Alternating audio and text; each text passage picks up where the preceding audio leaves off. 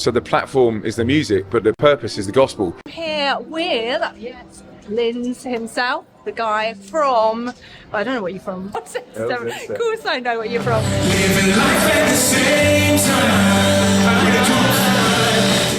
Okay, we're here at the Drummer Boy Live for King and Country, as we can see, and I'm with the amazing Lindz. So let's go back in time. You've had a bit of a history with Joel and Luke. Can you tell me a little about that? My wife Lucy was in a band called Vienna, and Vienna went on tour with Rebecca St. James over in the States for 6 months of the year.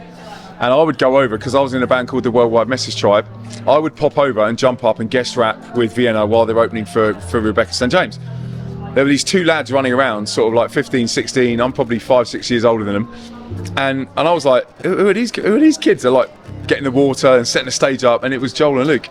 So when King and Country came out, I was like, hang on, I think I know you. And they were like, yeah, no way. And anyway, since then we've played gigs with them in Holland at EO Youth Day and Big Church Festival. And they're just really good lads, like Aussies, you know, very similar to British, like proper banter. Really into it, and yeah, we just formed a friendship.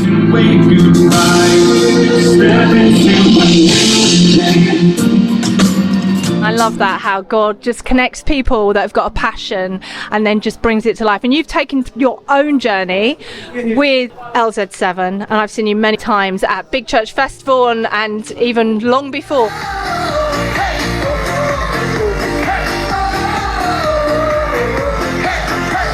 But can you tell us a bit about your own journey with music and where God birthed that with you? Yeah, I was working in London. I actually live in Battersea now, but I was working in Sloane Square for a marketing agency. I was straight out of university, and I turned up to a festival and I saw this band called the Worldwide Message Tribe that were working in inner city Manchester. And I caught this buzz about what they did. Like, they were working with the hardest to reach, the hardest kids. I was doing my youth work qualification. I'd got a sports science degree, so I was very kind of like PE teachery in that sense. And they said, oh, we're auditioning for new members. Do you want to join? And I was like, all right. And my brother elbowed me as we were watching him, and he said, go on, have a go. He said, you can run up the wall and backflip and rap and stuff. Why don't you just have a go?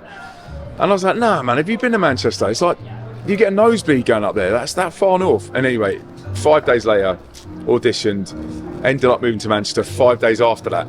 And that was the start of the journey. And it was sitting behind mentors and other studio guys and leaders and MCs and rappers and singers, and just learning.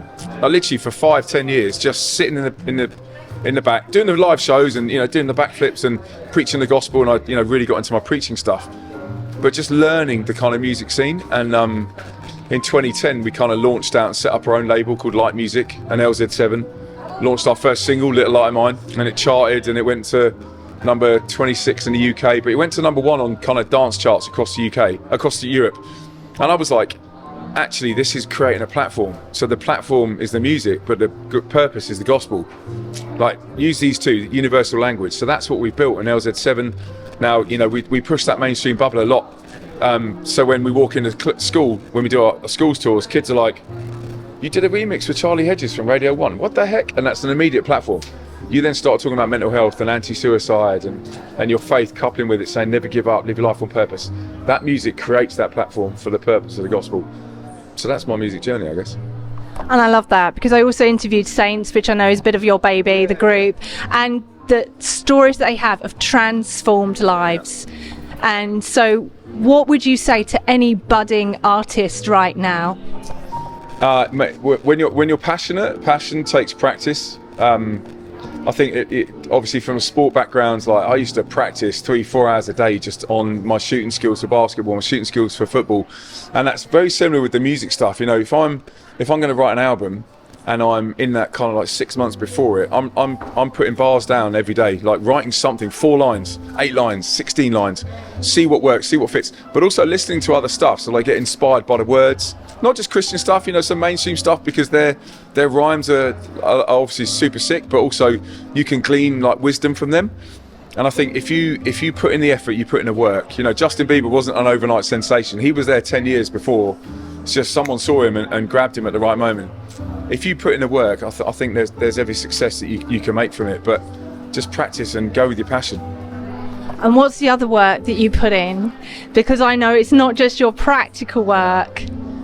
Yeah, it's obviously, there's a spiritual thing as well, isn't it? Like if you're a Christian artist and you're representing the faith that we stand for, I think the fact that you have mentors and you have Bible studies and you're planted in a local church, I mean, that's mega, that's key. And that stuff is where you grow from, because that's the foundation of it. And I think it's really key not to do this. It's really key to do this, so that when something comes, you don't topple, and something comes, you don't topple. Because if you do that, pressure comes, bang and bang, and that's putting key people around you. That's putting church pastors, leaders, people you look up to, mentors around you to guide you, but also people that understand the business as well, because it is a complicated business. And any indies that are out there will understand what I'm talking about. It's really hard to get your stuff out there and get it above the noise, but that takes the kind of prayer life and the prayer stuff behind it and the intercession and getting people to pray for you. That's probably the biggest key. Fantastic. And what's your hopes for tonight? I mean, I've seen King Country like probably 20 times. I've seen them over in Dallas and it blew my head off. Like, I love it. I love the live instruments. I love it. I am hoping they are going to literally turn the key to being Christmassy.